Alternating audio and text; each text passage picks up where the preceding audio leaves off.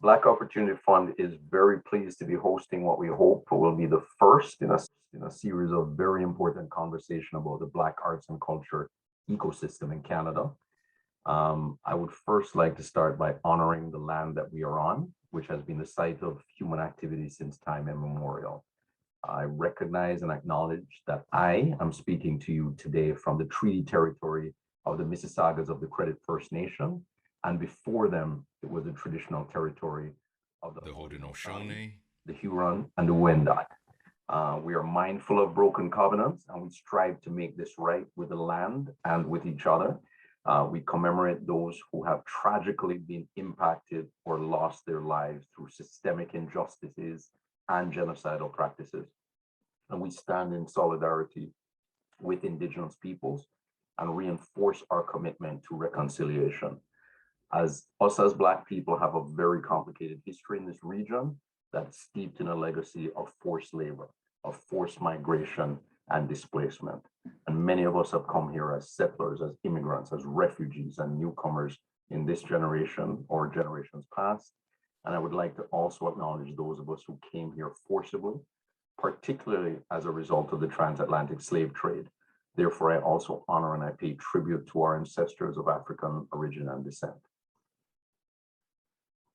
So Paul Robeson said, artists are the gatekeepers of truth. We are civilization's radical voice. Black expressions of arts and culture have always provided a voice for our dreams and ambitions, as well as for the struggles and the triumphs of our people. And through Black arts and culture, we have captured and cataloged our history, and it has provided a gateway to our past. It has chronicled our present, and it also provides a window to our future. But while artists from Black and other equity-seeking groups are enjoying greater representation, Black and racialized people are still not the ones who predominantly sell and buy their work or control the power dynamic in the arts and culture ecosystem. So I'm looking forward to hearing our highly accomplished and distinguished panelists share how Black professionals are leading changes in diversity, in equity, in access and inclusion, and discuss the challenges and opportunities Black artists, administrators, and cultural workers across Canada are facing. So arts and culture is one of the pillars of Black Opportunity Fund's mandate, along with business, education, healthcare, criminal justice, and youth. So we're very pleased to be hosting this. And again, as I said, we hope this will be the first in a series of very important conversations. So Black Opportunity Fund's goal is to dismantle anti-Black racism in Canada by taking a very laser-like focus on one specific key barrier that has created the opportunity gap for Black Canadians. And that's access to funds, access to capital. So what we're looking to do is build a sustainable pool of funds to support Canada's Black communities. And our goal, it's pretty assertive. Our goal is to raise a pool of $1.5 billion over time that can be sustainably available to fund Black-led community organizations that are working, leading initiatives that impact the quality of life in the Black community, by facilitating access to funds for Black-led businesses to drive economic empowerment throughout Canada for the Black community. So we hope to be a national ecosystem orchestrator. We're not trying to reinvent the wheel. What we're trying to do is help not-for-profits amplify their impact by building their capacity, providing them with funding, and promoting inter-organizational collaboration. And also on the side of Black businesses by helping them scale to address key funding gaps. So we anticipate rolling out our granting program for not-for-profits in the first quarter of 2022. So please follow our social media, reach out via email to be added to our database for updates. And I want to acknowledge the generous support of our sponsor Colliers for this initiative today. And we look forward to continuing to developing and nurturing that important relationship. Thank you as well to Karen Carda and the team at BAND for the amazing work in pulling this together. So my next task gives me great pleasure, and is to introduce our moderator for the day, Karen Carter. And I'll read you a bit of Karen's very impressive. No, you won't. No reading of bios. You said Karen Carter, you said band, we're done. All right, that's it. That's it. That's it. Karen Carter, big, Google. big soup Karen Carter. Stop it. Big arts and culture soup Karen Carter. Listen, it's been amazing working with you on this, and anything I can do going forward. I think there's a brilliant, as you stated so eloquently, group of arts and culture rock stars in this call. We're deep in 2 layers because we could literally replicate this panel, I think about 10 times over with the talent and knowledge that is across this country. So we're really excited for the team who led the baton and took the anchor run to get this off the ground. So thank you, Craig. Thank you for your work and your leadership in pulling this together, for your patience, because we know my life is crazy. So there were some like, Karen, reminder, where is that? Emails. And so looking forward to seeing how the Black Opportunity Fund can benefit from the knowledge that this sector has. I am biased because I do believe that the smartest people in the world work in this sector. So I feel like if you're tapping into this network, it'll only help to make the fund more successful in the long run. Absolutely. I'm gonna shift very quickly to just saying we're really excited to have the capacity at BAND to be able to know this network. And we come to that knowledge because of support of corporate partners like TD and Scotiabank that have helped us since our inception in 2010.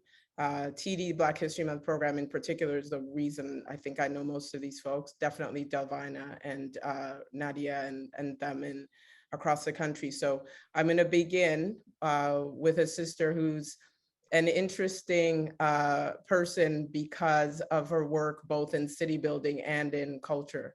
And her name is Stephanie Allen. I will literally just quickly go from one of our panelists to the next, let them introduce themselves and let them give you a sense of where they're at as far as the cultural landscape of their location in this country. And then we'll just kind of dive in and start having a conversation. If you have questions, please use the Q&A. We'll be checking that. There's about 4 different volunteers, staff, board members from BAND that are on checking those queues to make sure we don't miss your comments or questions. Yeah, let's dive in. Stephanie, you're up. Thank you so much, Karen, and thank you so much, Craig. This is really a pleasure to join all of you today. I'm coming to you from the ancestral and unceded homelands of the Musqueam, Squamish, and Tsleil-Waututh nations, First Nations peoples who have been the caretakers of these lands for thousands of years. I myself am a descendant of enslaved people who were forced to this hemisphere, and I'm acutely aware in the work that we're doing to be acknowledging that while the systemic pressures and racism and white supremacy that is acting and operating on all of our lives does materialize differently, that we are unified in our struggle against those pressures and those systems to create a more equitable society for all. So here in Vancouver, where I am, I'm with the Hogan's Alley Society. I'm a founding board member along with my colleagues. And our goal is to redress the displacement of a Black community that used to exist here in Vancouver before the systemic destruction of that neighborhood through urban renewal. And our efforts have included the goal of a community land trust on the lands that were considered kind of the main site, the main heart of the community, where there were businesses, where there were art creators and culture creators, where there's a real sense of collaboration and unity for Black folks who were sheltering from the dominant pressures of the white society that they found themselves in. And our goal, one of the kind of crowning jewels of our land trust goal, is a cultural center. And the reason why we're so committed to seeing a cultural center within this mixed use urban development is because a place and space for Black people to celebrate our work, our art, our culture, our teachings, our history, our music, and the people who contribute to creating those things is something that's direly absent here, where there are a lot of fantastic writers, visual artists, musicians, textile artists that are contributing to the landscape here in Vancouver. But unfortunately, a permanent home, a home that they can afford, while we are one of the most expensive real estate jurisdictions in the world, has been very challenging due to this history of displacement. So I come to the conversation, not myself as an art creator, but as someone who's committed to making sure we have space for artists, making sure we have space that is sustainable, that is affordable, and that does not risk the same pressures of displacement that so many of our communities across Canada have faced and continue to face. So I'm really looking forward to joining the conversation, and thank you so much for letting me be here. Thank you, Stephanie. Thank you so much. We know that space is an essential component of the discussion, and so thank you for that context. I know not everyone knows the story of Hogan's Alley, so we look forward to hearing more as the conversation continues. Gaëtane Verna, you're up. Hi. Thank you so much. Thank you, Craig and Ben, for organizing this event tonight and giving me the opportunity with our colleagues to speak. So I'm Gaëtane Verna, and I'm the director of the Paraplan Contemporary Art Gallery at Harbourfront Centre in Toronto. Previously to this, I was the chief curator and director of the Musée d'Art de Joliette in Joliette, Quebec. And before that, I was curator at Bishop's University in what was then Lennoxville, Quebec, but now is seen as Sherbrooke, Quebec. The reason I make these links is that I think that what I'm interested in also talking about is the situation where now a lot of organizations are looking for leadership and are looking specifically for Black leadership, people to take over institution, but at times not, because there hasn't been so many opportunities for people to work within leadership positions, from learning from myself, like starting in a university art gallery, then going into a mid-sized museum, then moving into an institution like the Paraplan that has a board of 25 people. Each step is a learning in terms of how you manage an institution, how you manage staff who have never had a Black teacher, a Black anything, and how you find yourself in a leadership position, dictating or contributing to a vision and to leadership, and how you navigate this. And I would say that the necessity to have a support system and to have other colleagues with whom to share opportunities and to share also in how to navigate the world of management and of leadership is something that I find is really really important. And I would say that the state in the field is that I would say much more in Europe than in Canada, and also much more in the US. You see a lot of new positions when most large scale museums are hiring now. Everybody's trying to hire, in the States, a lot, it's Black people that they want to hire because of the inequity and the constant racism. And also because I think whether it is the staff or the communities in which these institutions are embedded are asking them to show the same equity that is on the walls of the institution, to also have the equity internally, which meaning equity in hiring practices, and also not only showing works of art of artists of color, but that also there are people in leadership position inside these organizations who are making these gestures and who are making decisions, who have leadership in steering the vision and the mission of the institution. So Karen, let me know if that was enough. That is enough. That was enough. Thank you. Saw my text. I think you just saw him fully like saying, not too deep. Don't give it all away. Let's just get started. Tease. All about the tease. Delvina, can I come to you now? Yeah, you can. And so first of all, I just want to say thank you to both yourself, Karen, and to Craig for inviting me to be here. I'm coming to you tonight from Kishwauktuk, part of the Mi'kma'ki, the unceded and ancestral territory of the Mi'kmaq. I'm also coming to you from the home of 30,000 African Nova Scotians who came here in the 17 and 1800s, escaping enslavement and coming here as refugees, having fought in the wars for the British as the Black Loyalists, as well as the Black refugees. So I'm going to use my time to sort of, I'm not going to give it away. Like you said, I'm not going to give it away. So I'm just going to use my time for this first 2 minutes to just introduce myself so people can know why I show up in these spaces. So as you know, I'm Delvina Bernard. I am myself a 7th generation African Nova Scotian, and I trace my personal roots back to the Black Loyalists and to the Black refugees of 1783 and 1812. I grew up in a Black community, a small Black community called Lake Loon, which is one of 48 historic Black communities here in Nova Scotia that was established in the 1800s.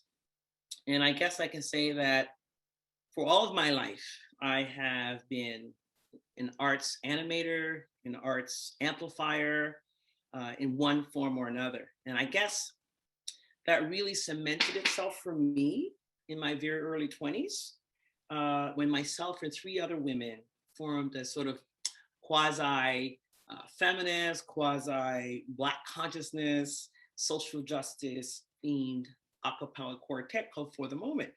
And so for 2 decades, it was about 2 decades, I think, I was an active professional singer, songwriter, and we produced our own work, so producer too. And we traveled across this country many times, back and forth, and a lot of other interesting places on the globe, singing our songs that amplified issues of human rights and social justice. And during those years, I have to tell you, I was very blessed because I had a chance to sing for Bishop Desmond Tutu. We opened for Maya Angelou. We met Nelson Mandela and Winnie Mandela. I'm not finished dropping names yet. And I've become a lifetime mentee of my huge mentor, Afrocentric scholar, Dr. Malefi Asante. And here's how I look at it. The fact that music afforded me the opportunity and the blessing to be able to be in the presence of some of my greatest artistic, cultural, academic, intellectual, and human rights heroes, it kind of deeply inspired me to stay on the path of using music as a platform to open minds, open hearts, and to be a worthy cause for working to bring an end to racial oppression, class oppression, gender, sexual, all of that. And the ultimate goal really is to create a more humane, I guess, a more harmonious. We sang harmony, or harmonious and just world. So, of course, like most African Canadians, that's perfect, Delvina. okay. You're giving too much away now. I'm giving too much away. Yeah, I'm cutting you off. I would add, Karen, is that like most Canadians, I've never been able to earn my living doing this. So what I do is, luckily for me, that my passion here has always married up and aligned with what I did for work. And right now I worked in administration and I'm an educator. And right now I work as the equity, diversity, inclusion, accessibility advisor to Mount St. Vincent University. And so I'm just excited to be here this evening to talk about the historical and contemporary arts and cultural ecosystem in Black Nova Scotia, especially as it relates to music, since that is my pure passion. That is your brilliant lane, my sister, and we are beyond amazingly happy that you are here. We're gonna go to the youngin on the team and then save the Francophone for last in Montreal. So Edmonton, you're up, Belinda. Hello, everyone. My name is Belinda Uwase. I would also like to thank Karen and Craig for having me. I'm so honored to be a part of this conversation alongside all of these inspiring women. I am coming from Edmonton, Alberta, and I would like to start off by acknowledging the continual occupation of stolen land. that I'm a settler on Treaty 6 territory, which is the traditional meeting ground and home for many diverse Indigenous peoples. The footsteps of the Cree, Saulteaux, Niitsitapi or Blackfoot, Métis, and Nakota Sioux people have marked this land for centuries. And while I hope to further work to live in solidarity with the Indigenous people of this land, I recognize that this acknowledgement is just the beginning of a long process of learning and unlearning. I firsthand understand the genocidal trauma and the impact that generational trauma has on our people. I am passionate about the arts and an emerging curator. I also am a volunteer with an organization called YG The Come Up, which is a Black-led youth organization here in Edmonton. It's under a larger nonprofit organization called the Africa Center, and we work with community and do a lot of community organizing for the Black youth. So I hope to further the conversation on the cultural landscape here in Alberta, specifically as it relates to arts and culture and Black youth. So yeah, thank you. Brilliant. Thank you so much, Belinda, for that. Just a couple of quick things before I jump to you, Dominique, and then we move forward with the conversation. Apparently, Gaëtane, you forgot to mention that you're on the board of the Canada Council for the Arts, and people in the chat just wanted everyone to know that. And Delvina, there are people who are finding your For the Moment album from 1993. Danny just needed to share that with you. Just throwing that in. Already, we haven't done the intros and the chat's beyond active. Dominique Fontaine, what you got? Hello. Tell us your story. I got a lot, in fact. I'm Dominique Fontaine. I'm a curator. I'm coming from Montreal, Tiohtià:ke, located on the unceded Indigenous land of the Kanien'kehá:ka Nation. A few facts from where I am. Montreal Black populations, I'm part of the Black population that make up 10% of the population of Montreal. And we are the largest visible minority group in the city. And the majority of the Black populations are from the Caribbean, continental Africa. I myself am of Haitian descent. And also there are people from Black people that has been here since for more than over 360 years. And what else should I say? I'm a curator, I mentioned it before. I consider myself a curator, an activist as a curator. And I'm really glad to be here this evening with you to discuss and to look forward to envision the future, to find ways that we can help the art and cultural sectors here in Canada. And voila, should I say more, No. Karen? Yeah. That's amazing. That's perfect. And it'll be a springboard that maybe we will let you continue first in talking a bit about, as you kind of hinted at, the ecosystem.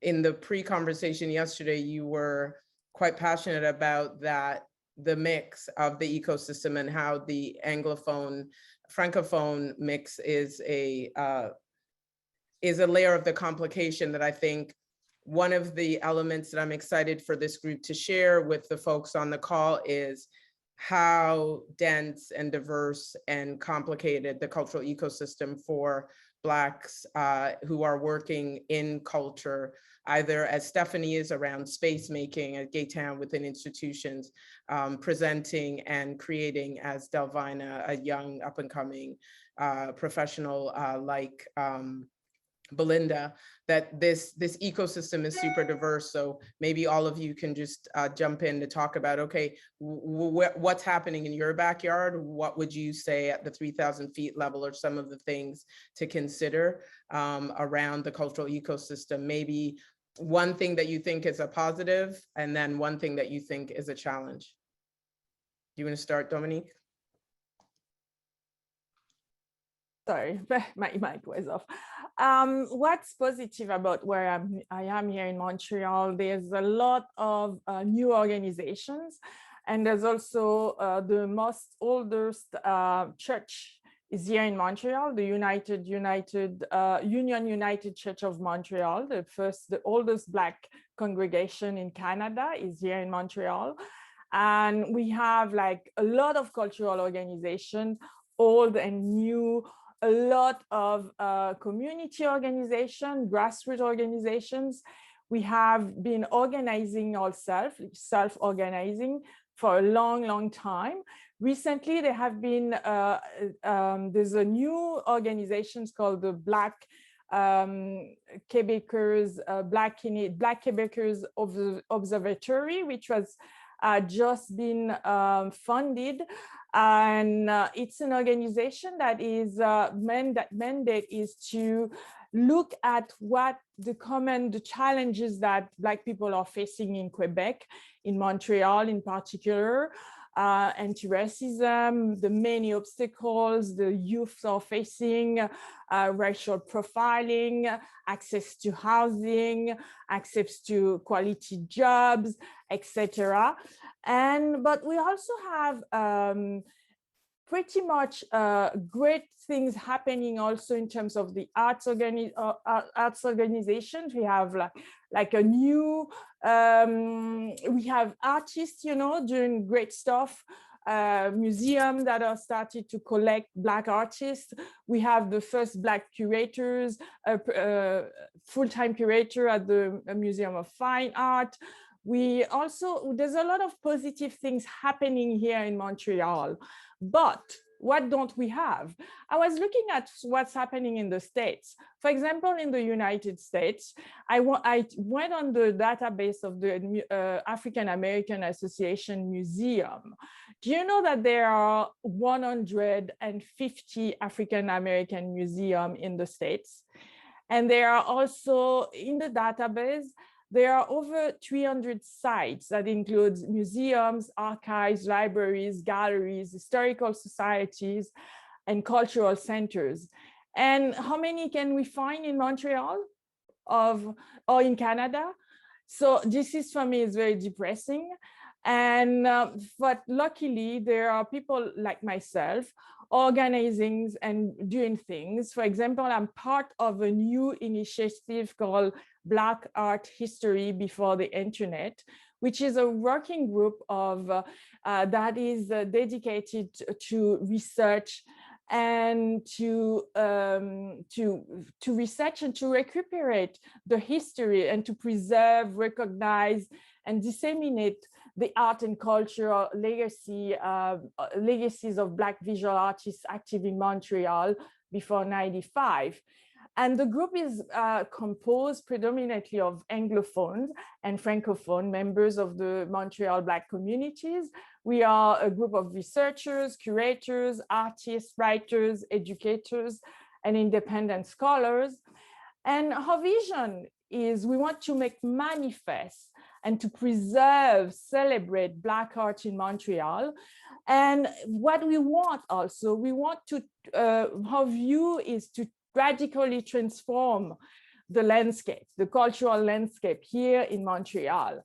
And one of the goals we have as a group, because as I mentioned before, there is no cultural centers, no physical centers that we can go to and research and that we own, we need to own a building, we need to start owning places. So one of the goals of our group is to develop an archive about Black Montreal visual artists.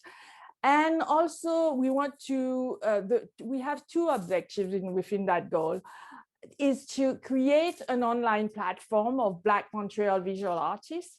And we also want to establish a physical, and I will underline, permanent space to facilitate curation, exhibitions, preservation, conservation, research, publication, and dissemination and interpretation of our work of art.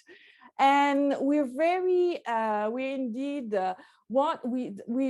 putting together this project that seeks really to cultivate a platform to foster also intergenerational transmission of knowledge, because we want that the new generation to have the knowledge of the Black visual artists in Canada.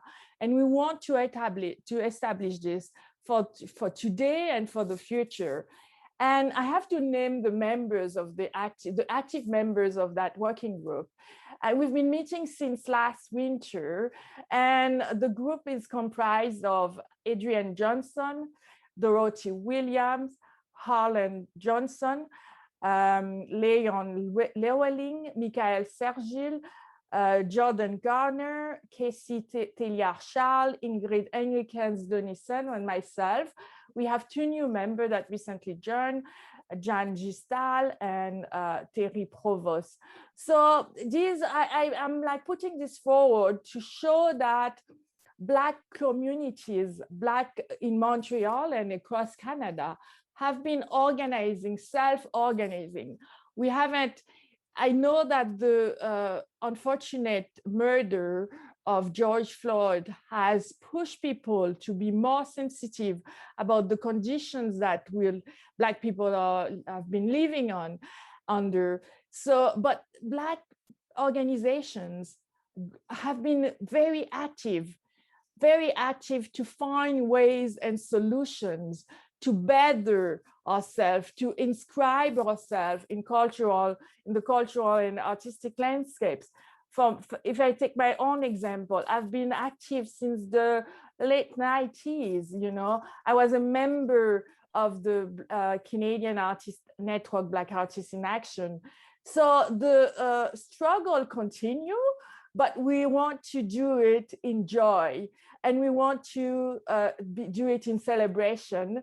And we are and for myself, I'm very, very happy that we can gather this evening to discuss and find ways to move forward. Thank you for that detail, Dominique, and for sharing the details around the planning that is underway, and also just underscoring the fact that this work has been. We know that it's getting a particular level of profile right now, but we all know that this work has been ongoing at various levels for many years. I'm going to jump to Stephanie Allen since you mentioned space. And then let's just queue up. After Stephanie, we'll go to Delvina, and after Delvina to you, Gaëtane, and then we'll end with Belinda, and then maybe we can try and keep comments within 3 minutes. So we'll get to probably about 7:45 before we pull in our cultural commentators to bring in a next layer. But let's just hear what's happening across the landscape. We're going to 8:30, and so we've got time. So let's give a bit more context so people really understand what the dynamics are in the different parts of the country at different levels based on your own knowledge. Take it away, Stephanie. I mean, I think so many of the things that were just shared by Dominique are what we're facing too. We've got amazing organizations and individuals out here in British Columbia. We're an enormous province. We're just, geographically spread out. But I think, important mentions are the Asamba Center in Victoria, where they do a lot of programming. There's a group called Afro Van Connect, who has been doing outstanding virtual work during COVID, platforming and daylighting artists and young up-and-comers. There's also the Hogan's Alley Clothing, which is no affiliation with Hogan's Alley Society, but, young designers bringing Afrocentric fashions to Vancouver. And I think their story is an interesting one because as the pandemic hit retail spaces, some retailers looked at opening up empty storefronts for, up and coming businesses. But it was the first time that I had a chance to go and buy their clothing in a physical space. But the challenge was that, that was temporary. It was off the beaten path. It was in an office building in their basement space. So you can see that with the right exposure, with the right access to space, like we're going to hear that theme, I think, a lot today, we can have the kinds of sustainability institutional sustainability over generations that we haven't had a chance to benefit from in this country, like our cousins to the south. And even when you go down to the housing and you think about live workspaces for artists, that's affordable, where they can actually focus on their craft and bring their creations to life. Or even marketplaces, you know, what if we had larger, if anybody's had the chance to come to Vancouver, everybody hits up Granville Island.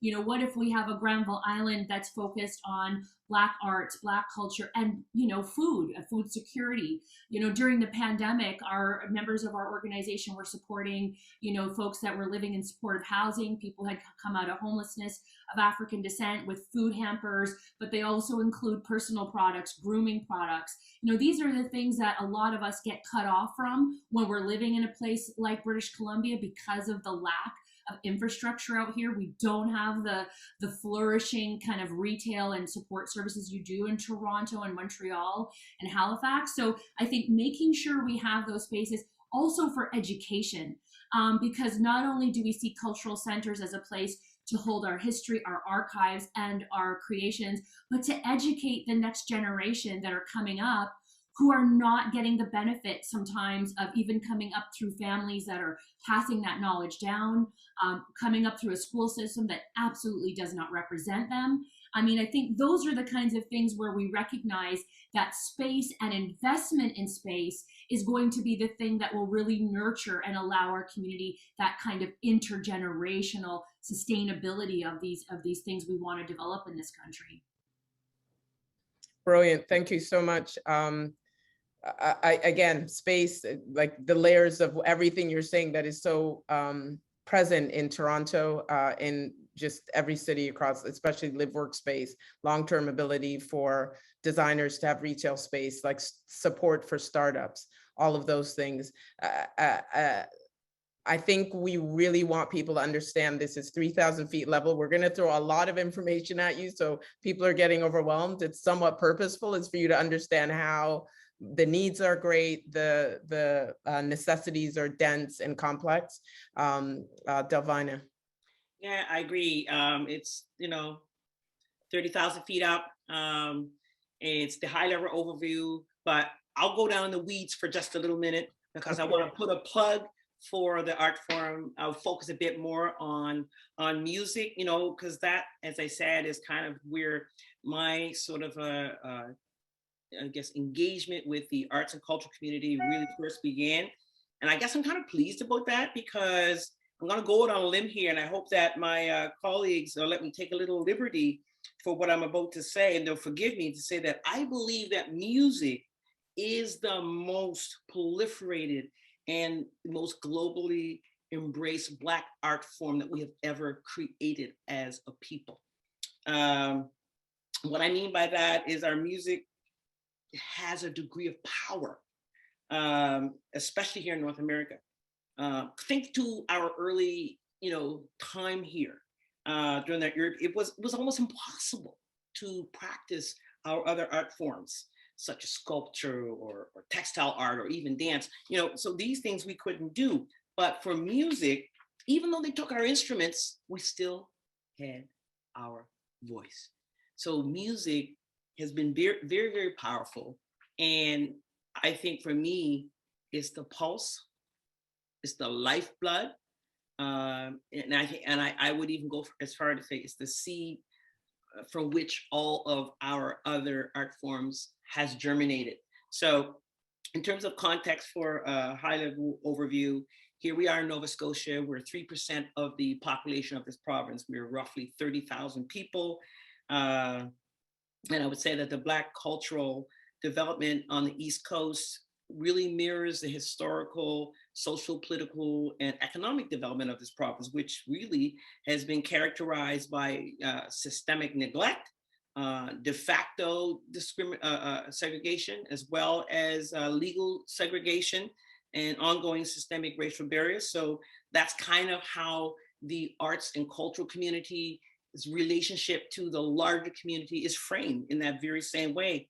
But despite that, historically, the Black community here in Nova Scotia has been very industrious. We've been very resilient and very clever at being able to utilize our sort of, I guess, historic capital, the fact that we've been here for this long, and people trade on that as currency. We are officially recognized as one of the 4 founding cultures of this province. And so we use that currency. And how are we using it? How are we using it today? We've managed to create institutions that provide us with a measure of infrastructure for the Black arts and cultural community. Mind you, we have a very long way to go, but we have managed to put a few things in place. For instance, we have here a Black Cultural Center of Nova Scotia, which was established in 1983. We have a Black Arts Network here, similar to bands, probably not as much money as what you guys have, Karen.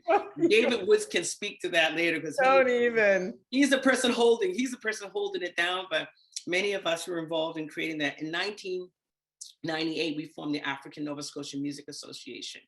It runs on grant to grant funding, but we actually, and it was interesting that Gaëtane said, like how people have come, woke, or like, the racial reckoning at post George Floyd, and they're wanting to do things. So since then, actually our African Nova Scotia Music Association is now getting ready to move into multi-year funding.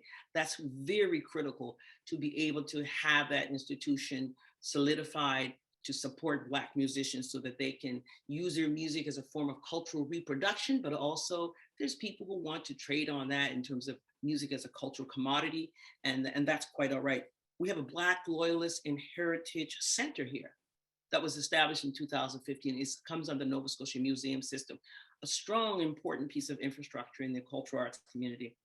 And, and I won't, it's kind of informal, but honestly, Nova Scotia has one of the most vibrant African Heritage Month calendars in Canada. And that is a strong piece of anchoring the arts and cultural community, because during that, ours starts in January these days and goes to the end of March. It is a strong anchor for arts and for creatives to be able to showcase what they do, to have space, to take up issues and so forth, and be presented to the community. We have a number of important festivals and so forth that help to anchor the arts and cultural community, from the Freedom Music Festival to the African Festival to the home to Birchtown, which is the home of the Black Loyalists, their festival. We have now been established here, been going for 10 years now, the Emerging Lens Black Film Festival that we have here. And we have not as significant as say like Ontario and some other parts of Canada in terms of folks who are here from the Caribbean and from the continent, but they are here in great number, and our numbers are small here in Nova Scotia. So everywhere else is 6 degrees of separation. Like you come to Nova Scotia, it's 2 degrees of separation. Everybody knows everybody. So I'd say 1, and I'm gonna cue you to let the next person in. Okay, yeah, all right. So I'll stop there to say we've created these things, and then actually, because David will talk more about some of the specifics of the people in the fine arts and writers community and craft and filters, but I can come back a little bit later to talk more about music, and also what we are doing and how we are connecting to try to break down racial barriers in the arts and cultural community here, especially in the music community, but in all of the various domains of the cultural arts community, and the progress that we are beginning to make. Some steps forward, some steps back, but I'll come to that. Okay, so you are here because of the performing arts. I mean, we didn't want to neglect that. It would be very easy to situate this in a very visual arts context, but we wanted to show this layer, and to do that not from Ontario, because often people think of music and film as industries that are well looked after because of the nature of the plethora of resources here in Toronto. So to have that lens from the East Coast is really important, and thank you for that, as well as showing off about the other plethora of institutions you have. We don't have all that list here, but right. It's okay. We won't dive into that right now. No. Is Gaëtane next, or is Belinda next? Who's up next? I can speak if you want me to speak. Gaëtane. So I think from my perspective, and where I sit, as somebody mentioned, I'm on the board of the Canada Council, and I was for the last, I would say, 2 years, president of the board of the Toronto Arts Council. And in my past life, I used to be on the board of the Montreal Arts Council. So I would say that for my career, I've often worked within the mainstream, and also while trying or striving to change things inside of the mainstream. And for me, it's really about breaking silos and working within organizations in order to affect long-term change. And so I would say that, like, as an example, at the Toronto Arts Council, they've just started their Black Arts program, which is like a specific, the same way, taking a lesson from the rule book of our Indigenous brothers and sisters. So having Indigenous arts program, then having a Black arts program at the Toronto Arts Council. Initiatives such as the Black Curators Forum, which is really a group of curators from across the country that are trying to at least, create relationships, see each other, help each other's. And Dominique, who's on the call here, is also a founding member, and Dr. Julie Crooks, that we'll hear from later on, is also part of that group. And I would say that in Toronto, what's interesting is that, we have BAND, as was mentioned, we have NIA Center, and I would say that there's other grassroots groups who are effectively making changes. And what I think is interesting, there's also people who don't want to work in the mainstream, and others who are interested in, in getting access to the public money. And I think that's also something that we all have to think of, is how do we open up the scope of granting programs so that Black organization, Black artists actually learn how to have their work validated and be presented, or getting the money for that. And I would say that, another thing that I'm doing that I find is really interesting is, being part at the AGO. They have this new department, which is Global Africa. And I'm part of the advisory committee of Global Africa. What's interesting in that group is that it's a group of donors there's a majority of Black donors. And it is really to look at the question of African diaspora, and within the scope of a big museum like the AGO. So how do you make room for that work and have a curator that's leading the charge, acquiring works that are in line with the vision of the institution, but really very much carving a space so that when you have an exhibition such as the one they just opened, Fragments of Epic Memory, people who are coming to see yet again Picasso or yet again Warhol also have the choice to go see that exhibition, and to see the relationship between the Montgomery collection together with contemporary and historical work of artists of Caribbean descent. So I think that these are also ways in which to change the narrative while working within institution and having the ability to make choices. Because in my case, as I'm the director of the power plant and also the artistic director, I have the ability to, show works by, an artist like Thomas J. Price or Steve McQueen or John Akamfra, or also an up and coming young Black artist from Hamilton who never had one show in his life, Nathan Carson, and I gave him a show at the power plant. And from that exhibition, collectors have been starting to buy his work, and we're doing a touring exhibition that's going to 5 institutions across the country. So these are other ways in order to create space, and also not to only educate, well, to also, the art world or the art of Black folks is the art of everyone also. Those conversations have to be broken off so that we're not only, we make space for ourselves, which I think is important,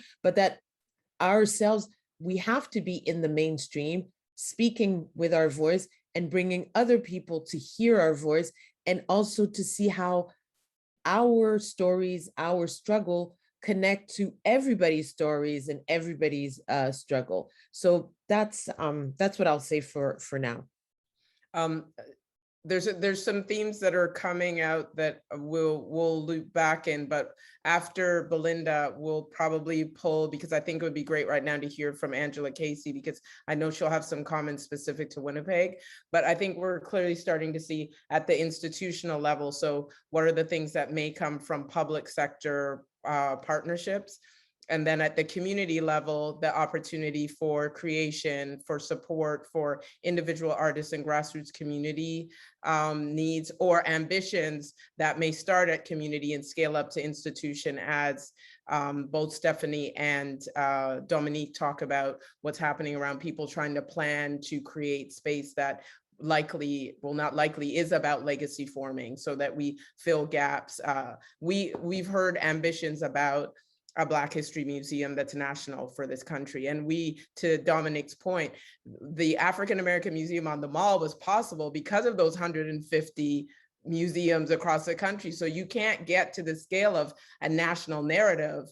Like, this conversation is possible because of all of this activity that you were all involved in that's percolating across the country. So how do we make a follow-up meeting, you know, in 5 years where we're all talking about the layers of institutional presence and knowledge and connectivity that is in existence that we see Delvina listing in Nova Scotia, because there's layers of narratives there when you start to look at what the Cultural Center in Preston has to offer as opposed to maybe the Africville Center that might have. So I'm loving those themes, and I'm hoping people are catching that we're talking about institutional presence and our presence there and our desire to build our own institutions as much as we're talking about frontline artists, grassroots community, and the things that are percolating on the ground, and then trying to scale that up, and the connection between the institution and the community, because that's the unique space that I think you all sit in. You have an understanding of those dynamics, and how we train for that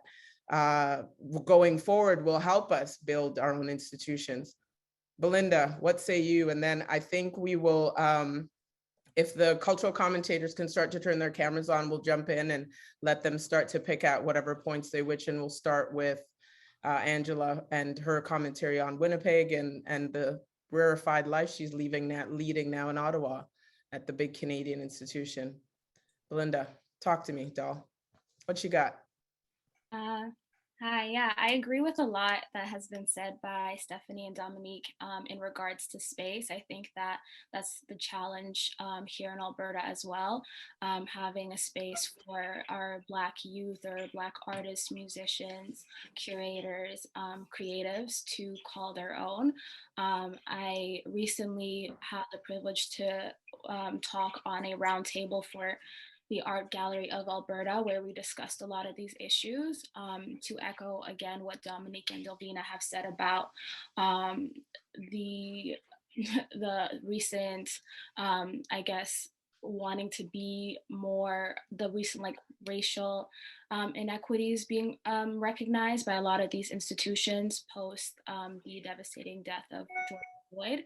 A lot of these institutions want to have racial equity, and so they've had these conversations becoming more and more high profile. And so the conversation that we had was about space as well, and having people in boardrooms, having people in positions of power. I agree again with a lot of the funding issues and having access to these spaces. Some of the issues that we have in regards, like there is no cultural landmarks again here in Alberta in the way that there are on the East Coast. The challenges that I believe a lot of our youth have as well in regards to our career development and wanting to move over to the East is because we believe that there are greater opportunities for us there.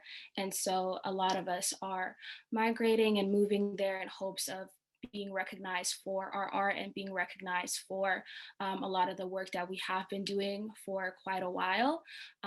Just as Canada's Black struggle has sort of played second fiddle to that of the US, I think that a lot of like Canadians on the West Coast feel that a lot of our art and a lot of our work is not as recognized as the ones that are predominantly showcased in the East.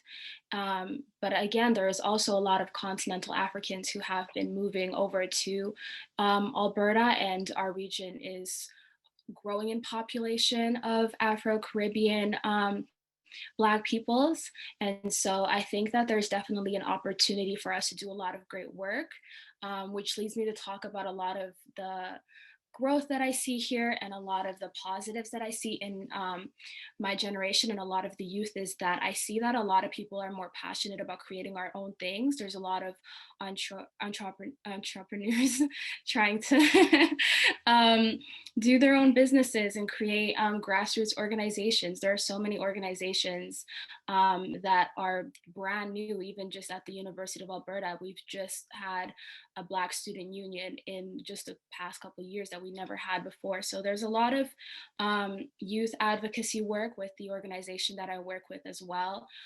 We do a lot of advocacy work in regards to the province, but also just like municipally. So we worked on the recognition of the UN Declaration, the Decade of People of African Descent here in Alberta, which was not recognized before. So we do a lot of work regarding arts and culture, but we also do a lot of advocacy work. I think that one thing I'm hoping to recognize here is that I would love that our youth recognizes that they have access to a lot of the funding, because people move here because of jobs. The oil and gas sector is a huge thing here. And so the issue that I find is that while there is a lot of grant opportunities, it's really difficult to tap into sometimes. Within my own organization, YG, the Come Up, we have issues tapping into some resources because, again, we're under the Africa Center. So some of the resources that they have tapped into, we can't tap into. So a lot of the funding is limited, and there is not as much diverse recognition for a diverse people. And so it's difficult for us to do a lot of the work that we want to do when we cannot apply for certain grants and funding. But yeah, so a lot of the same issues that I found interesting that we have across the country are being like, we have the same issues across the country that I have here in Alberta within the youth, especially as someone who's just up and coming and getting into community organizing and beginning my career in this space. I find it very interesting, and I am grateful to be learning from all of you and see how I can take these lessons into account while going back to my peers and see how this conversation can go on further and can be realized into actual change. Thank you so much, Belinda. I'm glad you mentioned specifically the Africa Center, because that's how we know each other. Is I had heard about that center, years before, and I was fascinated given the waves and the newness of the waves of the presence of continental Africans in that space, that community center was there, and that it made space for youth to make and create and have a youth voice for arts. But as you said, it doesn't necessarily mean you get the autonomy to go off and do what you guys want, because that umbrella, and we know what it is when your parents have a sense of what you should do for culture as opposed to what you actually want to do for culture. So that dichotomy is one that I know you guys are balancing. I'm gonna give the mic over to Angela Casey, and then maybe we'll go from Angela to David Woods so he can poke at some of Delvina's positions around performing arts, because I know David has a theater background as well as visual arts. And but Angela, talk to us about, are you really a local Winnipegger right now? Do you still rep Winnipeg? What you got? Always repping Winnipeg, and I'm here on the homelands of the Anishinaabe, Cree, Oji-Cree, Dakota, and Dene peoples, and the homeland of the Métis people. And I often do my acknowledgement with some water because we are in a situation here in Winnipeg where we have some of the cleanest drinking water in the world.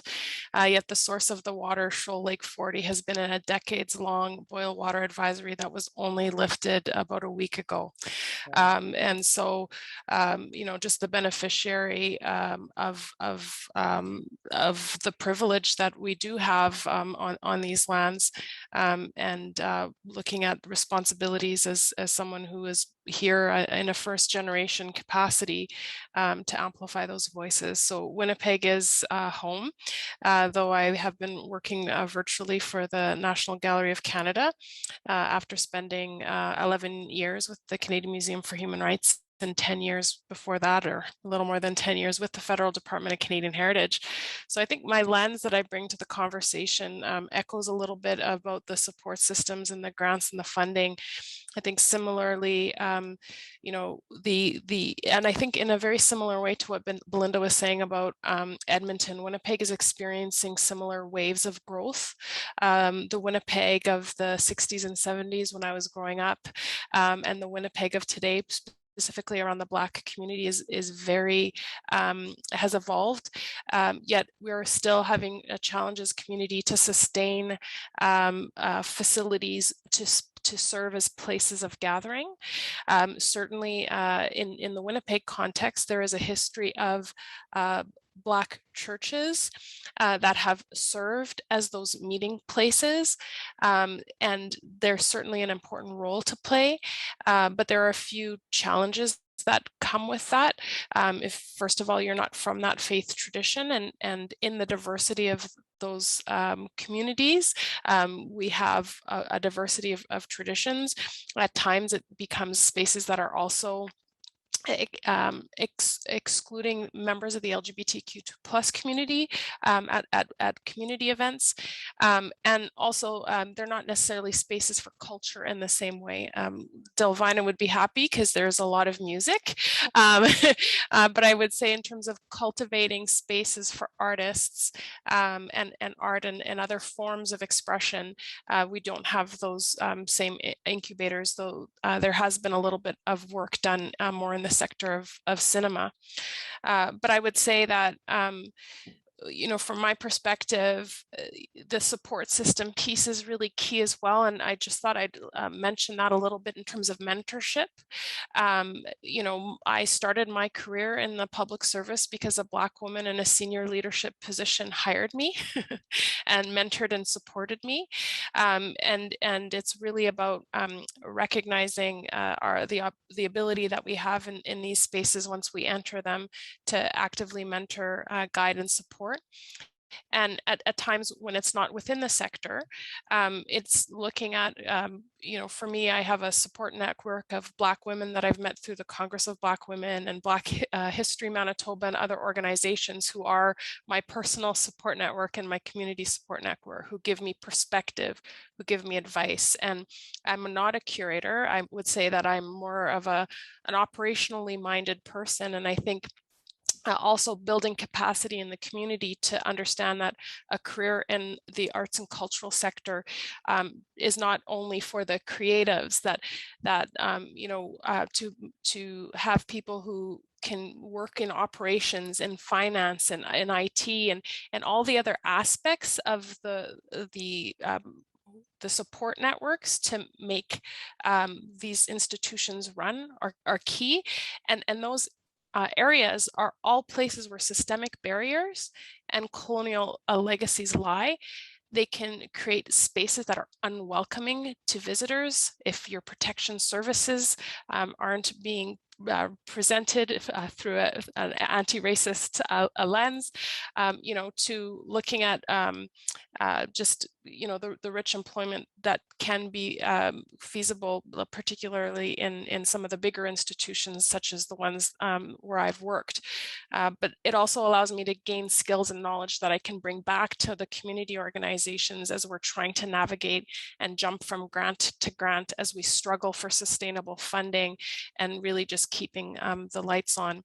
So I would say space is really key because it creates that environment where you can control and define things on your own, but also looking at where are there support systems and where can we gain that knowledge and understanding in other sectors and bring them back into the community And I would love to see that network of organizations ultimately leading to one that's with a more national vision.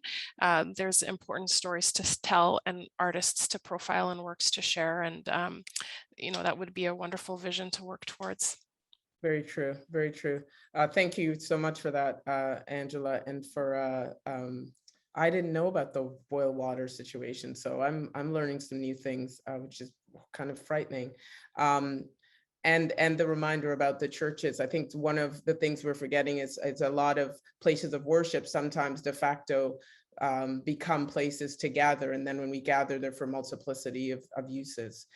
So definitely that's a key component to bring in. Thank you so much for that. David Woods. So I'm David Woods. I'm probably known as a playwright and curator and visual artist, but essentially I see myself as a servant of the Black cause as well as humanity. I came from Trinidad to Dartmouth when I was 10 years old. Around age 14, I worked with kids from the Preston area and was sort of embraced by a community of North Preston that really transformed my life because was able to talk to people that spanned a century. There's a woman named Mum Suze that lived till she was 104 years old and had been a midwife of the community. There were grandmothers, there were people who talked about traditions, there were people that were speaking the Gullah language from the Southern Carolinas. A lot of these things were not known to the community, their history, because there was no education on their past. But because I had an uncle who ensured that I knew Black history, that was my thing. So when I heard these things, and they really awakened something in me. I started the first Black History Month in Nova Scotia in 1984, and that became a tremendous success that really galvanized the community. And one of the things that was really interesting in those days is when you did something, other parts of Canada heard about it and you got invited because we were sort of pioneers of Black History Month. So I remember getting on a plane heading to Vancouver, for example, and helping them with their Black History Month. Subsequently led to them actually doing my very first professional play, The Dream Continues, Black Theatre West. And then I also founded a group called the Cultural Awareness Youth Group, because at that time there was no Black education in the schools. And I was so in love with those kids that I had met working in Preston. I said, well, there has to be a way that we could let them know what their history was. So we created a program, the young people themselves, that I was able to coordinate. And we actually won an international award, the Commonwealth Youth Fellowship Award back in 1985. I have always been very moved by Black culture. It lives in me. So although I'm not trained, I am an artist and I create all the time. And I allow it to take me to the places that it needs to. So I spent most of my early life traveling to 40 Black communities, very fascinated by the ability to enter into those kind of histories, have those kind of conversations, and then follow that up with traveling across Canada. One of the things I'm really concerned with is the Black voice that is being lost. We have traditions, histories, we have communities that have lived in a particular way for centuries, and we have not done much to either recognize, preserve, or even allow that strength to exist. As a result of that, for example, you see me involved in a show that's called The Secret Codes, Black African Nova Scotia Quilt Making, which is going to be touring Canada starting next year. Storytelling.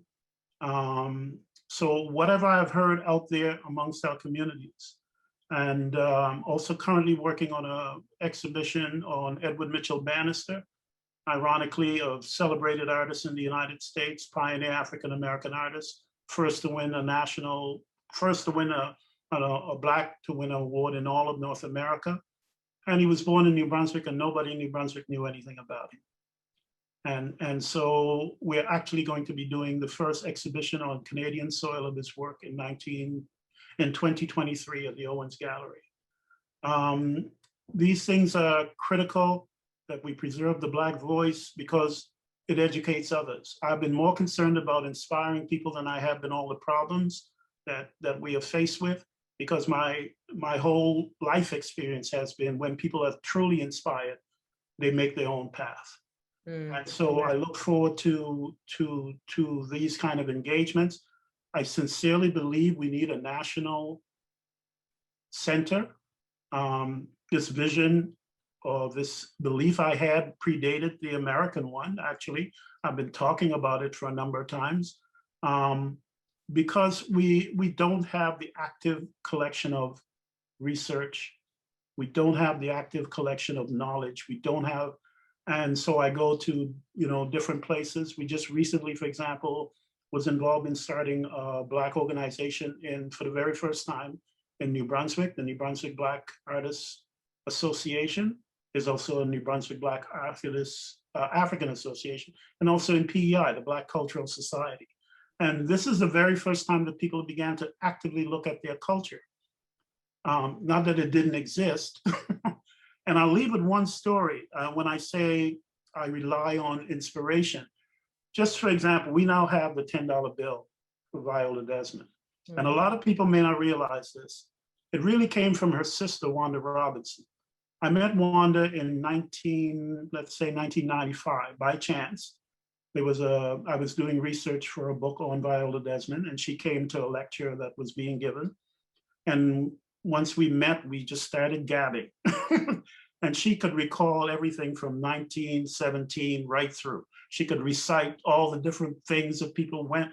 And I told her, I said, "You're a storyteller." And she had been living, as she said, as a white woman in North Sydney, isolated from her community, not involved in anything. But because we had connected so well, she found herself welled up with all these stories that had never been given voice. So during our nightly conversations, I suggested to her that you write to she was concerned about her sister's arrest still being legitimized. And I suggested you write to the mayor of New Glasgow to get rid of that charge that she was for refusing the charge of not paying a penny tax. In that writing of that letter began the whole trajectory of what you now see as leading to $10. But the most important thing is once people heard her telling the stories and being so energized in herself about the life that she had lived, it was really the transforming thing. It wasn't just the fact that she wrote the letter, it's that almost every time she began telling the stories of Black people. And she's written books since that, she's gotten a university degree. And that's what I mean about when people begin to see themselves in new ways. So I'm really energized by this and hope that we can embrace each other a lot more, because there's so much knowledge that, I was at the first Black arts gathering in Canada's history, 1981 in Montreal. And so I'm saying there's a lot of things that even by inspiration, we could really elevate each other by. And we hope this, because this is also a thread, the stop and start, the things that happened that then didn't get picked up. So we hope this conversation, and somewhat maybe a crazy gift of COVID, is this technology and the way of connecting through Zoom like this allows us to not have the excuse, because this is also a factor, right? This is a big country. I remember the Canberra days of trying to run a national board when people were all over the country and wasn't as able to connect. But I feel like in this moment, there is not the excuse for all of the reasons it's difficult to connect across Canada, because the technology has become a bit of an equalizer. Because the weight of what you are talking about, it sits so deeply both in history, but also in art history, because of your reference to this artist that was unknown to be from the East Coast. So I'm gonna pivot to Dr. Julie Crooks, and then Nadia, I'm gonna let you anchor us before we start to give an opportunity for maybe sharing some of the comments and questions from the chat that's coming in. I'll just cue folks that are helping us on the back end if they want to share. I'm reading the comments as people are making mention, and I know Stephanie's been gracious. Panelists, please feel free if you want to jump in comments, because I see Stephanie's in there sharing information about Hogan's Alley.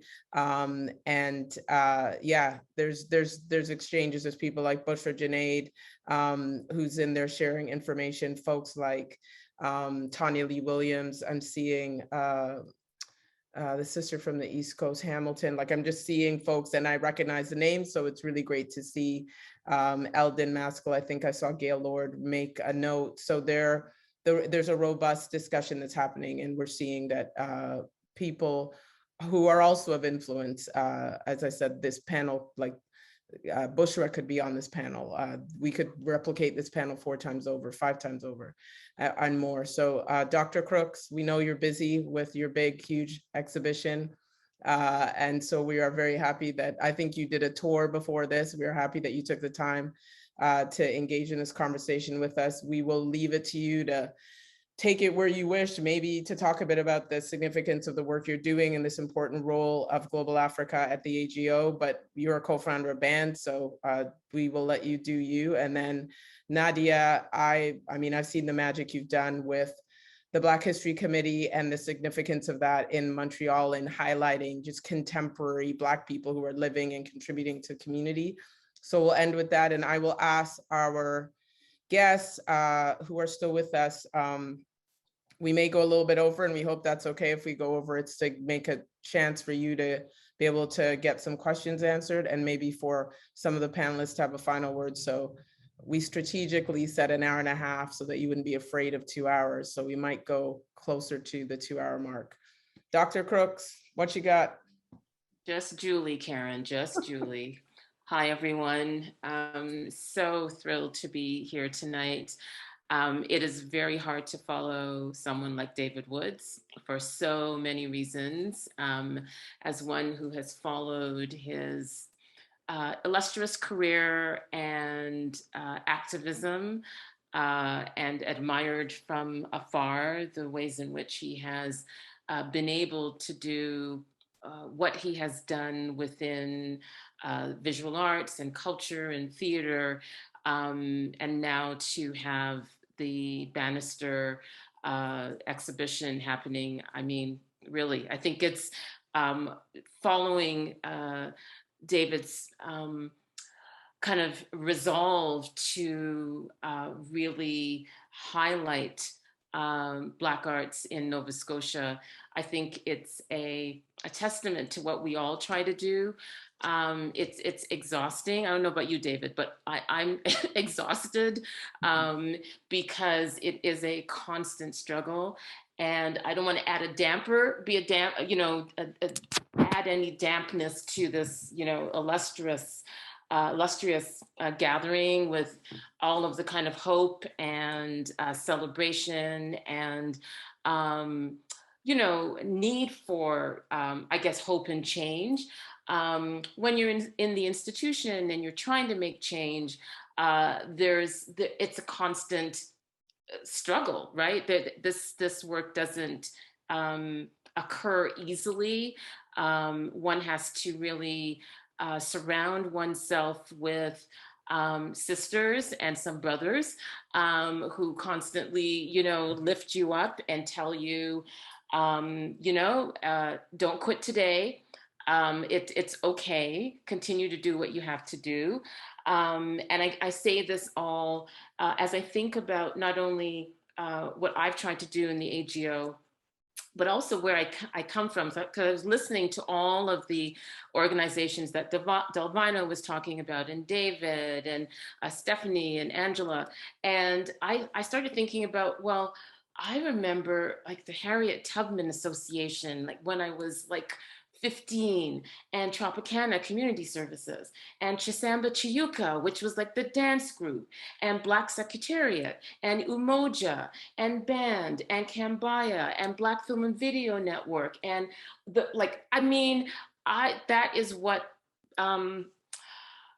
grew me up, and fostered, I think, this enduring thirst and hunger and passion for the work that I do.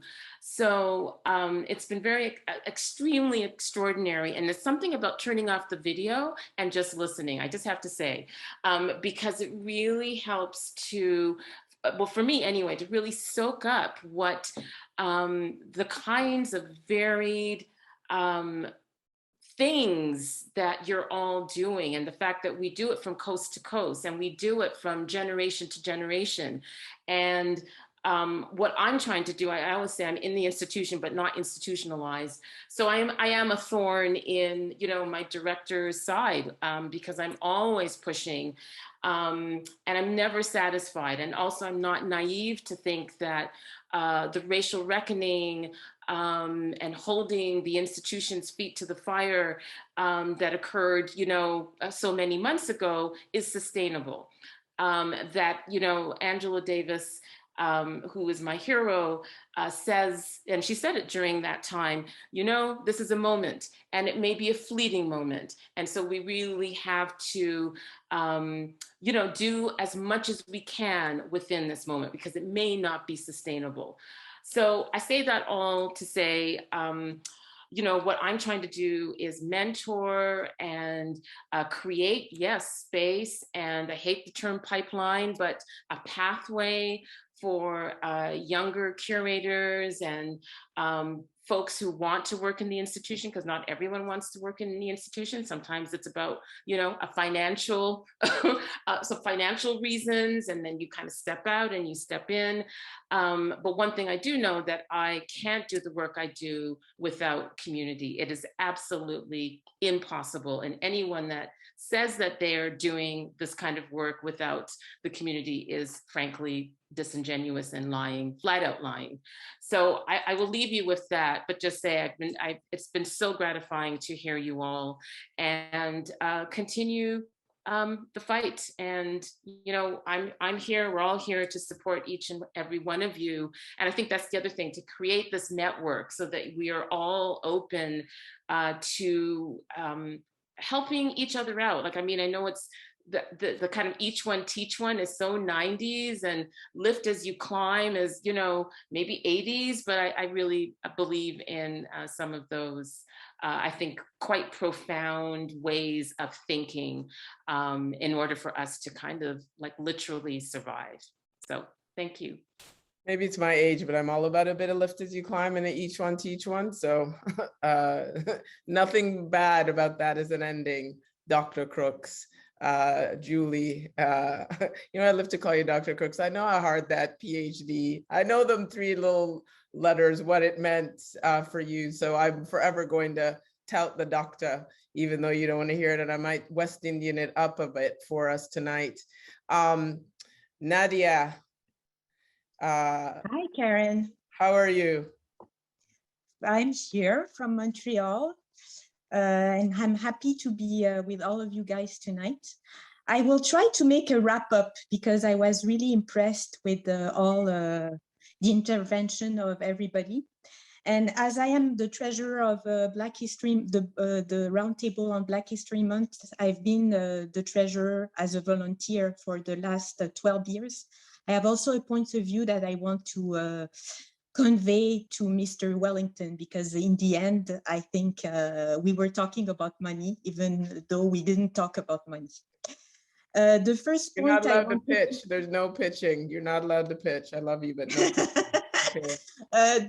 The first point I wanted to make, I wanted to say I do agree with Angela that we need also expertise in the arts. It's not a question only about artists, it's also a question of having experts that can count, that can light, that can PR, that can write about the artist that or the arts that we want to showcase. So it's larger than just the artists. I also think, like Delvina, that educating the next generation is also an issue. And Black History, the Roundtable, this summer, we had a camp with youngsters that we received. We paid them to tell them Black history. So it was really interesting. We had 8 young people during 6 weeks, and it was an incredible experience. I also want to highlight the fact that, yes, we had events that conveyed, that were historical events. Mr. David Woods talked about the 1981 summit of Black writers. We made last year, last edition, I mean in 2021, also an anniversary because we are celebrating Black History Month. So yes, we need also events that will make an opportunity for all of us to gather. I think it's really also important. And finally, I really think that we have to work on the center. The center being the physical space that we all crave for. And because to have it concrete and not virtual is also a project that we should all put our efforts on. Finally, I think when we talk about grants, because I'm the treasurer, I have had the privilege, but also the hard task of trying to find money each year. It's true that filing grants is really difficult. Sometimes you can't get it because the main organization where you are linked to can't give you the money that you were asking for, or it's too complicated, or you forgot the deadline because you're a volunteer and you have work. You're also working, you're not just doing that, even though that it's maybe something that really pleases you. The problem of grants is the fact that it's not on operational, it's always on projects. And the fact that grants are on project is, I think, one of the main problems, because we cannot sustain expertise if we can't pay people to stay for a long time. The life of a project is too short. So thank you for inviting me. It was really a privilege. And I want to wish everybody the energy to go on. That is a perfect comment on which for you to close on. But I am going to ask you, Nadia, before you go, just to talk about the Black History Roundtable, because you didn't introduce yourself and your role in that, and then I'll let you go. And I'll quickly sum up and maybe ask for Claudia or someone else to tell me if there's questions that we need to address. We'll take 15 minutes if we're all good to go to 8:45, and then we will wrap up. Is that okay, Craig? We have to check with the boss. Absolutely. Absolutely. Okay. You're only the boss of us for this one night, Craig. So there you go. I'll take it. I'll take it. You get to order around these many cultural leaders. So Nadia, sure. You didn't talk about the work with the Black History Committee. So maybe just a quick minute to explain what that is. Yes. And what you do. So the Roundtable on Black History Month is an organization that's been around for more than 30 years. We represent French-speaking Black Montrealers and Québécois, and also English. We do a lot of PR for all the events that are shown during Black History Month. We are not producers of events, and it's a choice because we get the money and we give it back to all the people that are doing events. So our main focus is really on highlighting the events that are done during Black History Month. Furthermore, we do a blood drive because of sickle cell, that is a particular disease for Black people. And we also do a calendar with social media and everything, with laureates for each month of the year. I should say that Dominique Fontaine was one of our laureates this year. So it was a pleasure to see Dominique with us tonight. Yeah. Okay, brilliant.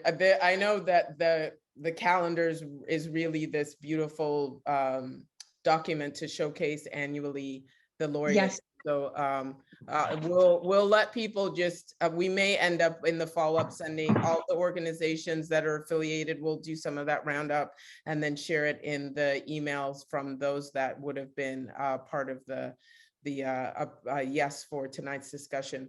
I do want to say if there's any one who is burning to come back or to comment on something, we'll give that opportunity now. If you think we missed something, I think while you're thinking about if you want to come back to say something, we at the highest level, there's a lot of things happening. There are tons of organizations. Some of them are legacy forming that go back 30, 40 years. There are institutions that are bricks and mortar, like the Black Cultural Center in Preston in Nova Scotia.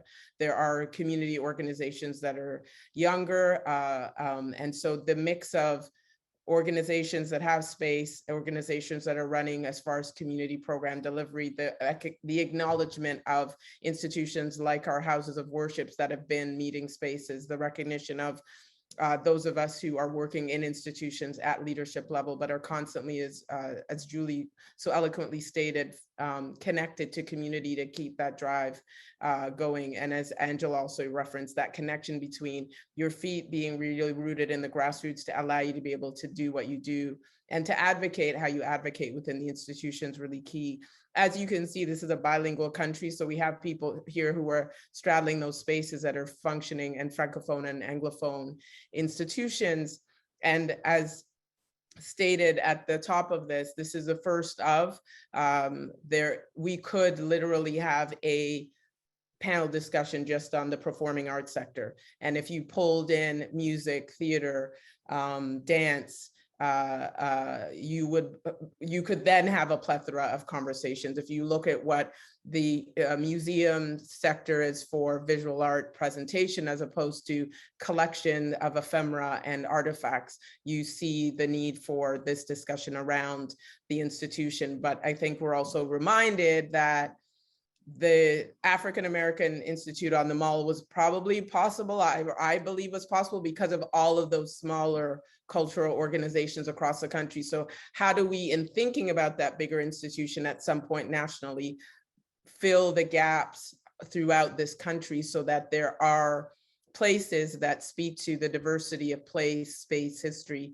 community context, and the range of who our identities are as communities. We purposely called this communities because we acknowledge that we are at the Garveyite idea of Pan-Africanism, a community, but in this country, we are a range of communities that exist under that umbrella, and that further underscores the need for us to be able to tell our stories regionally and to remind Canadians of our presence here in varying ways. David, I think I saw your hand go up. Yes. One of the things I've noticed and feel, I don't know how this could be actualized. We have a lot of energy and vision among many folks, both old and new. A lot of them in the investment in creating organizations. They don't have the financial management capacity to deliver their energies. In other words, yes, we have people who are willing to work on things, but then when we get into them managing the processes, there's always a lack or not enough resource people. If there's a way that we can support actions and commitments from folks that we can provide short-term management of either projects, through a sort of a clearinghouse of groups that look after, payroll or look after, I think it would be really helpful, especially in newer communities and communities that have not had a traditional base of funding, where it's very difficult to get funding because they're very willing to work on things, but it's very difficult for them to get people with those kind of resource skills to manage that process. So whereas they can actually do things, they can't always manage the financial part of things. And that has always been something that has detracted from the general thrust forward in many smaller places. Agreed. We know that sometimes we're very, even in the knee-jerk reaction from financial institutions or community leaders who meanwhile, they're thinking of what can we do for the artists, and they're not thinking about the arts ecosystem and the need to support curators, arts and culture managers, the need to train for directors so that we have the capacity for people to lead institutions. So I think you're right in that everything from the PR and promotion, the financial management, all of those layers that, as those of us who are in the sector know, things run because you have those range of skills that are key in order for the presentation of the work, be it art or artifacts, that is a necessity. I'm just going to quickly address a comment that Eldon Maskell put in the, I think it's the chat. I'm now mixing. You should mention who he is. Q&A. I should not. You should mention who he is. Oh yeah, so Eldon Maskell is the son of the legendary one and only Bev Maskell. From Nova Scotia. From Nova Scotia. You got to. I knew you were just waiting. I was letting you have that. Oh no, that's not why. That's not why. We claim her in Ontario because of her business success here, but I know y'all are like, no. She's from Truro, man. She's from Truro. She's from Truro, right, David? No, she isn't. Guysborough Road. Oh, Guysborough Road. Right. Y'all don't even know where she's from. You're just claiming her, but there are a lot of women in this country who remember how they could suddenly get makeup to match their faces because of Bev Maskell. Like, she is a legend. And what did he just say? Eldon said Fall River is where his mom hails from. He has started, based on the foundation for her named for her. As we know, she passed way too young, far too soon.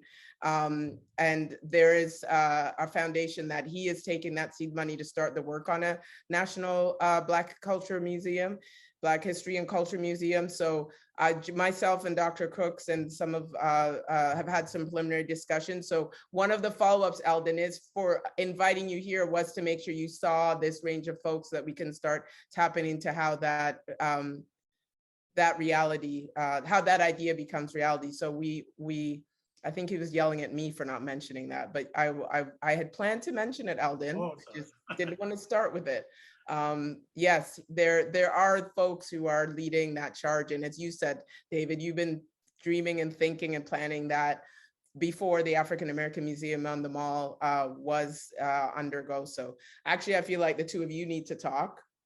And there may be some opportunities there, even as Eldon looks at pop-up exhibitions and starting to do things that could tour around the country to help raise the profile of the idea. Does anyone else on the panel want to say anything? I don't see any other questions. There's a couple of people who are talking about the opportunity for engaging with nonprofits, almost if we had a mentorship place for individuals to tap into the importance of technology in this sector and the opportunity for people with tech skills to assist or to volunteer. Help me out, folks, on my back end if I'm missing anyone that I should reference. Tanya Leeds is talking about the importance of film. I know we didn't get deep into that lane. Delvina. Yeah, the funny thing was I not the one that said like raising hands was not the not the one that said I don't want to raise my hand for the panel, isn't that for the audience? And look who's the one raising her hand. I just did it in solidarity with you. Thank you. No, I just wanted to come back to this tiny little point. I mean, just to underline what David said about making our own path. I mean, for me, that's the greatest takeaway from tonight, and I hope people make that a takeaway for them, because I mean, for instance, right now I chair the African Canadian Music Committee of the Maritime Music Community East Coast Music Association Music Awards, and the Diversity Inclusion Committee for the Provincial Music Nova Scotia Awards. But you know something? The most passionate thing that I'm excited about that I work on right now is a little tiny project that's been going for 5 years called Young, Gifted, and Black, where we challenge young Black women, youngers who are like hip hop singers, R&B singers, to learn a jazz song. Because we figure if they can sing jazz, They can sing anything. They can sing anything. So, but I'm just saying, but that is ours. It's the whole idea is making your own path. So I just really like that point that David mentioned about making our own path, because, and that's why right now in the music community, we're looking at, you know, being able to create a Black music hub, and with the goal, because we're talking about spaces, of creating eventually Nova Scotia being the home of the first Black music museum in Canada. A Black music museum. So we can join the Africville Museum. We can join the Black Loyalist Museum. We can join the Black Cultural Center in creating a space that houses this, not just for here in Nova Scotia, but nationally as well. And this will, you know, add to the ecosystem, the national ecosystem of creative spaces and places that honor who we are. And I think that's just really the point that I want to make. And I'll just put this last thing, Karen, which is that, you know, when I think about making our own spaces, one of the things that's interesting about the Black Nova Scotian experience is that, you know, in the up until like the late 60s and 70s, people were pretty much living segregated from the mainstream community. Not in a bad way always, because it was a place where we could nurture our culture, because we were amongst ourselves, we had our own schools and so forth. And after pursuing in the 70s and so forth, we started pursuing this idea of integration and seeing the failures that came with it. One of the saving graces that happened for us is when Dr. Molefi Asante came to Nova Scotia and set this place on fire by speaking at a number of things that we organized him to speak on. A lot of Nova Scotians began to realize that claiming our own space makes sense, because they saw the failures of what happened. So they went back inward again and have really been doing what we call inside work, outside work. So on the inside, putting a lot of effort into creating institutions in our own community, but at the same time, pushing on all cylinders to ensure that we have fair representation in mainstream institutions that we are paying taxes for. But we're also not satisfied to just have a wall in the mainstream institutions. We want our own institutions. So I think that is really, really the crux of what we need to do nationally. And what you were saying about the mall, not the mall, but the museum in Washington, I agree. So if we continue to make these smaller places happen in our respective provinces, eventually we will. I mean, we always have that problem in Canada being so spread out and our population spread out. It's like, you know, the last spike, we had to get the railroad to pull us together, right? We all learned that in school. So it's going to be a challenge for us as Black Canadians to come together nationally with the geographical dispersion to be able to create a national Black arts kind of museum or center, but yeah, I'm hopeful it will happen in our time. So agreed. I'm hoping we agree on where. So Josh from Vancouver, you're up next. Hi, I'm Joshua T. Robertson, a Black decolonial cultural practitioner and the writer and curator of Hope Meets Action Echoes to the Black Continuum, a Black history exhibition at the Royal BC Museum. I'm speaking to you from what is known colonially as Vancouver.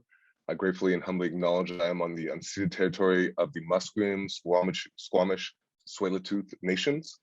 My family and ancestors were born in Jamaica on the traditional lands of the Taino people before becoming uninvited guests on what is now known as British Columbia. My people value and celebrate traditional knowledge, and I'm thankful for the Indigenous people's stewardship of the land and waters on whose ancestral and unceded territories we live and work. As stolen people on stolen land, we stand in solidarity in the process of decolonization. You know, in referencing some of Stephanie Allen's comments and some of the work around Hogan's Alley Society and the history of Hogan's Alley, you know, I want to give some of the overview of what's going on in response to this displacement in Vancouver of the Black community. Growing up in Vancouver, there's been any artist will tell you, there's been a long-standing feeling of a lack of belonging, an alienation in the art spaces that are available and the cultural spaces that are available. You know, we're in a city that's bereft of Black centering with the destruction of what was a cultural center.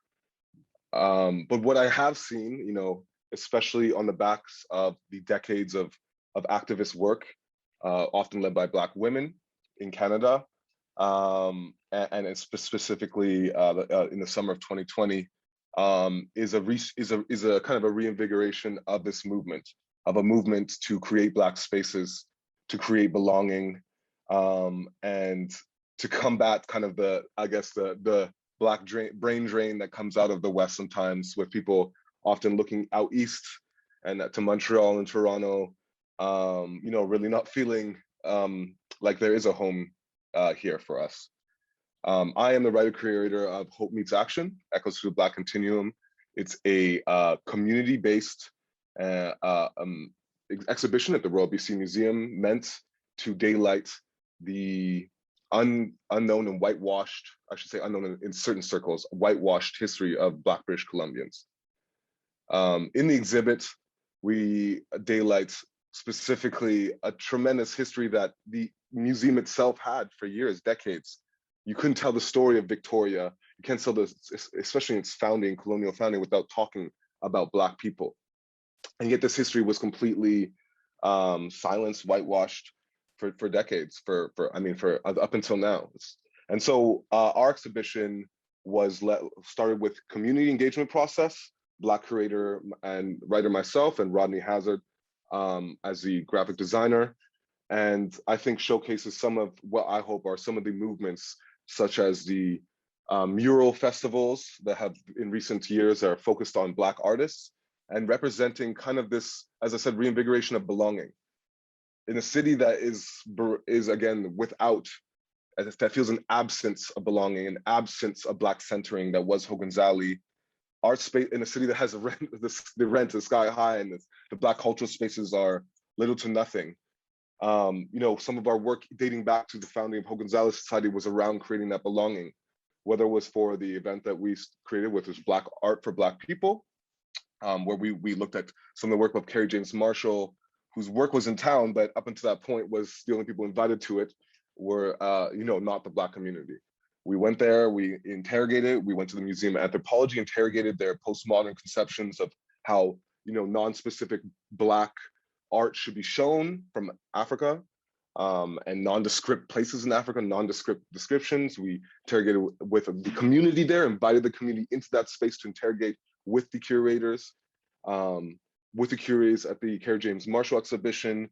And while it's just the first steps, we can see now the movement that we're having here in Vancouver to center Black voices, to understand how we can combat the lack of Black spaces by centering, again, these decolonial concepts, and the ongoing movements that are happening. I want to point out one thing with the Hope Meets Action Echoes to the Black Continuum exhibition, which is the decolonial nature. Specifically in the exhibit, it was it was quite difficult at first to think that we're gonna have a Black history exhibition in a museum that is currently the holders of the records of genocide in the residential school records, in a museum that has quite purposely whitewashed the history of Black British Columbians, and think that we're going to enter this formal space and somehow have something that has integrity. And yet I think the key to that was that we called out this institution for its racism, but we did not focus on discrimination. We chose to engage in concepts of Black positivity, trying to tie together an immersive experience that ties together historical media, material culture, and a contemporary response to that historical media, where the viewer is embedded in the experience, becomes a thread that weaves a timeline from past to present, and thus centering a FUBU mentality of Black people in a white-dominated space with our voices echoing out. And I hope the intergenerational linkages gives people some type of feeling of belonging in a space, in a city, in a place such as British Columbia that allows us to stick around a little bit. I think the goal of most of the efforts is to combat the whitewashing and erasure of Black British Columbians through the celebration of our richness and diversity of our history and contributions. Really, the Echoes to the Black Continuum was a nod to the fact that when you grew up in a fragmented community, such as the Black community is in British Columbia, it's been an ongoing effort to build community and build Black space, never mind Black art in that space, without a white gaze, without a white centering. And so I think some of the efforts that we're making hopefully are aiding that. You know, one of the things that is a focus, I think, for my generation and those younger than me is that we're quite considered to not ho-tapping around. We're not here to continually recreate the same oppressive systems that we've experienced within our own community. It's difficult at times intergenerationally as we continue to decolonize some of the destructive systems in our community. However, people and movements such as Afro-Queer YVR, among many others, are trying to create space for Black femmes, trans, and just generally in our community, those who've been most marginalized. And I think what the focus is, and something that I'm excited about in Vancouver, is that we're not focused on discrimination. Mm-hmm. Something like Afro-Queer YVR, something like Hope Meets Action, are movements that focus on, you know, positive, like Black joy as well as Black pain, but a focus on humanizing, creating belonging, and creating kind of what I think is intergenerational narratives that we can follow as young people to how we can even just exist in this society. You know, there's a plethora of there's a Black and Indigenous Healing Fund with focus on, you know, the mental health resources that we so often need. There's a lot of cultural events. We have a couple of, you know, bi-weekly Black queer events and social gatherings, and that are open to everyone. And I think really, you know, the alienation that we sometimes feel as Black people, never mind in a space where there's certain stereotypical expectations of us and we don't meet those, can be quite alienating. And so the focus on joy in Vancouver and these exhibits and these movements is meant to uproot this history of pain and this continual concept that we are only identified according to our pain and our discrimination, rather than our contributions and our plethora of our wealth of you know, rich culture and contributions.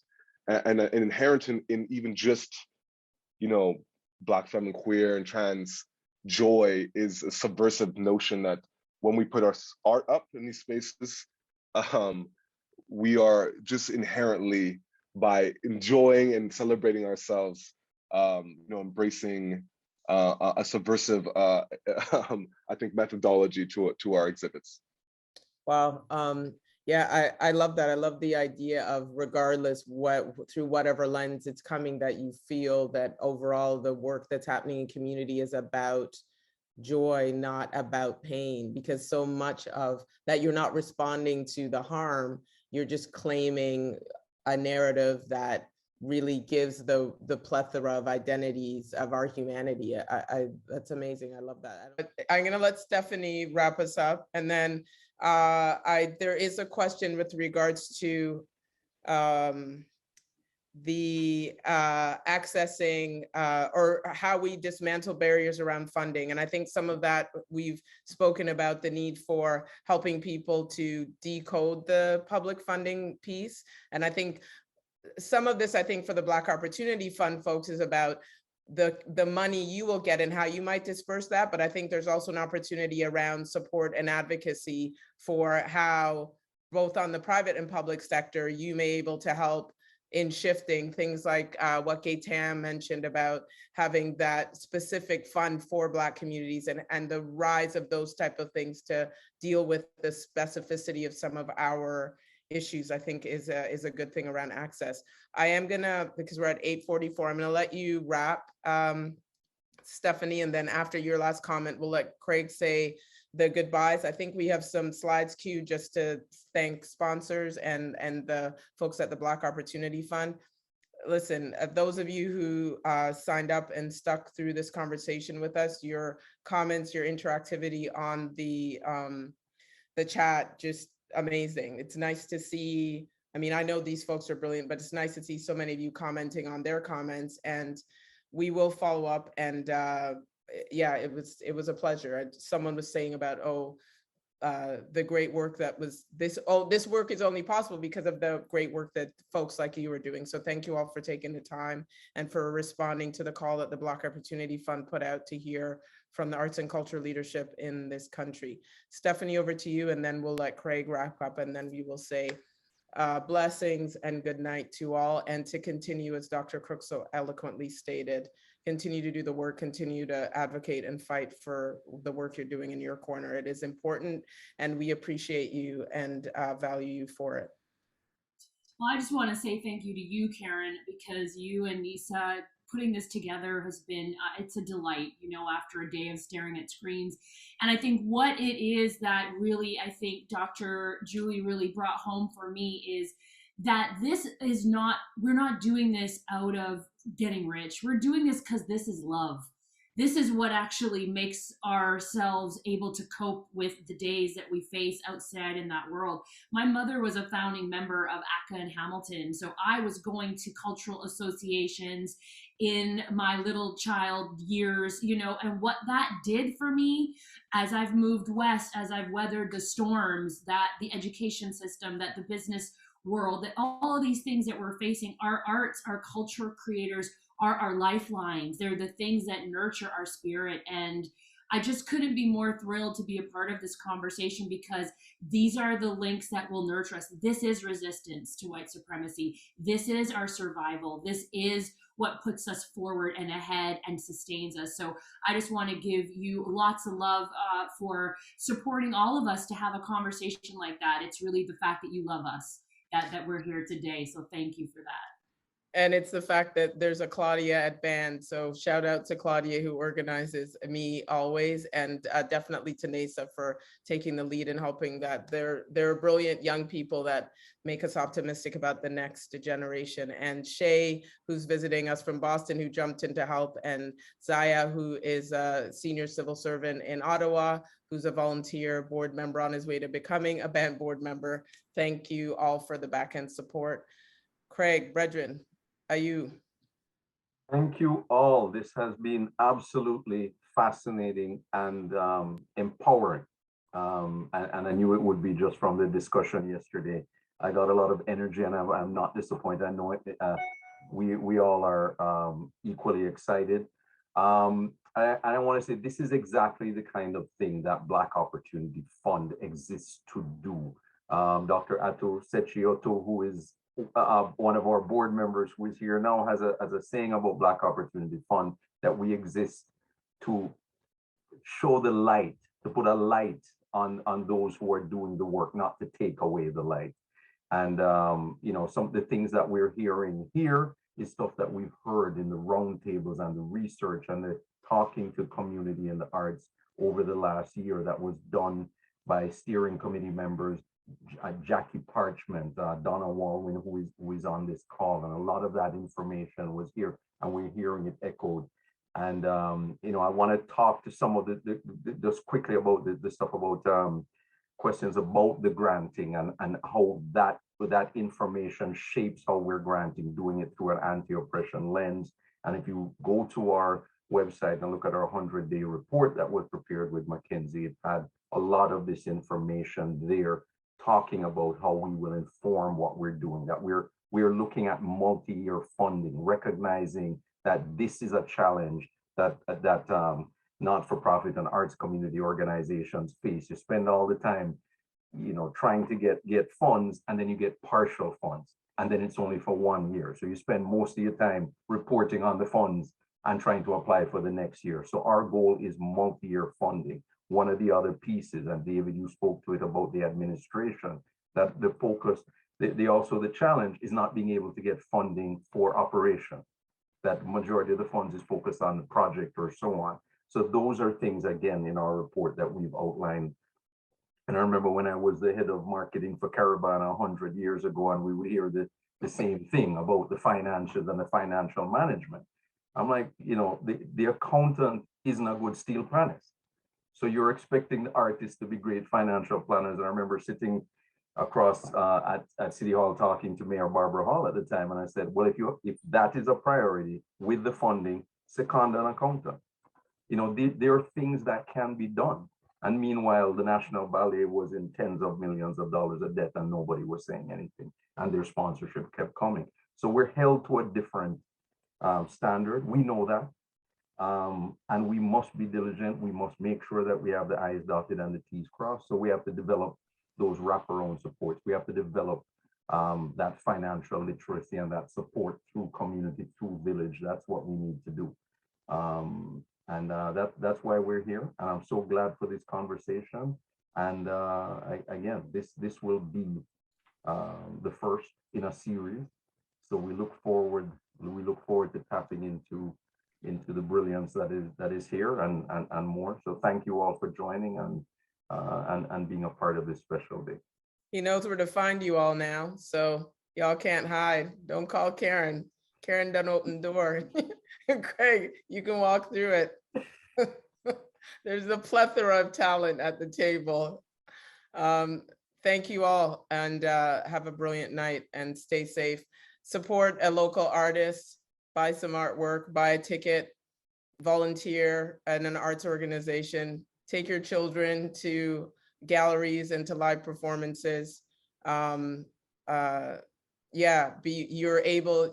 can support as a patron of the arts if you are not an artist or an arts professional. So thank everybody for taking the time.